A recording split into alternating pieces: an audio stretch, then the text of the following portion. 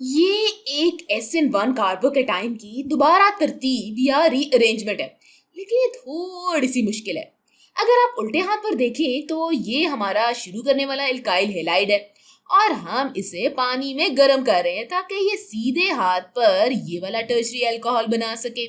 तो इस मैकेनिज्म का पहला मरहला लीविंग ग्रुप का खोना होगा, यानी लीविंग ग्रुप का लॉस होगा। ये इलेक्ट्रॉन्स ब्रोमीन के पास आ जाएंगे ताकि ये ब्रोमाइड एनाइन बन सके। और जब हम ऐसा करते हैं तब हम इस कार्बन से ये लाल वाला बॉन्ड खत्म कर रहे होते हैं या हटा रहे होते हैं। तो इसके ऊपर अब +1 फॉर्मल चार्ज आ जाएगा। अब मैं ये रिंग बनाऊं तो लाल वाला कार्बन ये वाला होगा और इसके पास फिर +1 फॉर्मल चार्ज मौजूद है। तो हमारे पास ये कार्बोकेटाइन मौजूद है। फिर हम यहाँ दो मिथाइल ग्रुप्स बना देंगे।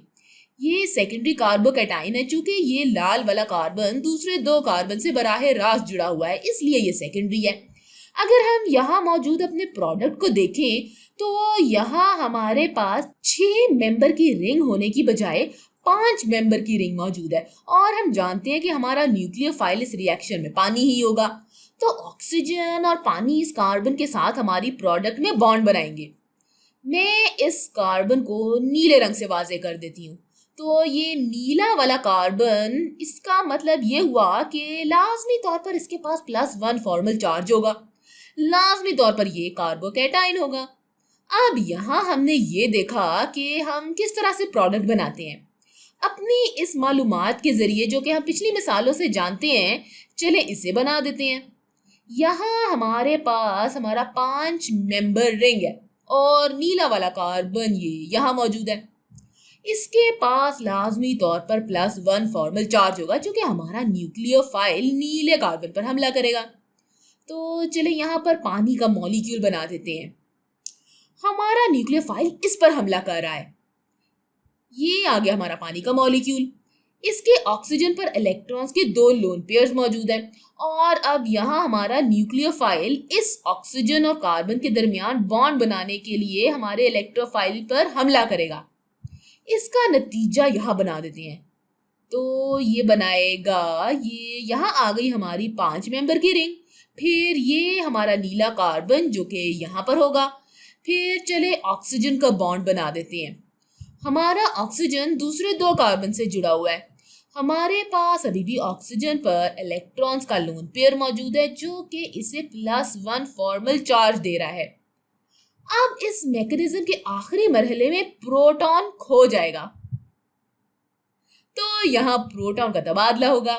मैं सिर्फ यहाँ पर ना -H पॉजिटिव लिखूंगी और साथ में बेस जैसे कि पानी का मॉलिक्यूल आएगा और इनमें से कोई प्रोटॉन ले लेगा ताकि ये हमें मुकम्मल प्रोडक्ट दे सके। हमने पिछली कई वीडियोस में देखा था, लेकिन चलिए अब हम ये खुद सोचते हैं कि हम उल्टे हाथ वाले कार्बोकेटाइन से सीधे हाथ वाले कार्बोकेटाइन पर कैसे आएंगे। यहाँ सीधे हाथ पर मौजूद इस कार्बोकेटाइन पर गौर कीजिए कि ये टर्शरी कार्बोकेटाइन है। नीला वाला कार्बन बराह रास्त दूसरे 3 कार्बन से जुड़ा हुआ है, इसलिए ये टर्शरी कार्बोकेटाइन है। अब हमें यहाँ सेकेंडरी कार्बोकेटाइन से टर्शरी कार्बोकेटाइन पर जाने के लिए कुछ रीअरेंजमेंट की जरूरत होगी, लेकिन हमने अभी तक जितनी रीअरेंजमेंट्स देखी हैं ये इनसे थोड़ी सी मुख्तलिफ होगी। अब यहाँ पर अपना मैकेनिज्म बनाते वक्त हम इन इलेक्ट्रॉन्स को निकाल देंगे और इस लाल वाले कार्बन पर मुंतकिल कर देंगे और ये हरे वाले कार्बन और लाल वाले कार्बन के दरमियान बॉन्ड बनाएगा। तो चले मैं इसे यहाँ इस ड्राइंग में दिखाती हूँ। ये अब हमारे पास 5 मेंबर की रिंग में मुंतकिल हो गया है और लाल वाला कार्बन ये वाला कार्बन है और हरा वाला कार्बन ये वाला है। चले अब यहाँ इस नीले कार्बन को भी बना देते हैं। फिर यहाँ हमारे पास 2 मिथाइल ग्रुप इस कार्बन से निकल रहे हैं। अब नीला कार्बन ये वाला है, तो इस नीले कार्बन को यहाँ पर वाजे कर देते हैं। अब ये और ये एक ही चीज है ना। ये हमारे कार्बोकेटाइन बनाने के 2 मुख्तलिफ तरीके हैं। सीधे हाथ वाला बनाने के हवाले से थोड़ा सा बेहतर है, लेकिन ये दरअसल एक ही तस्वीर है। अब चले इसमें इन कार्बन की शनाख्त करते हैं।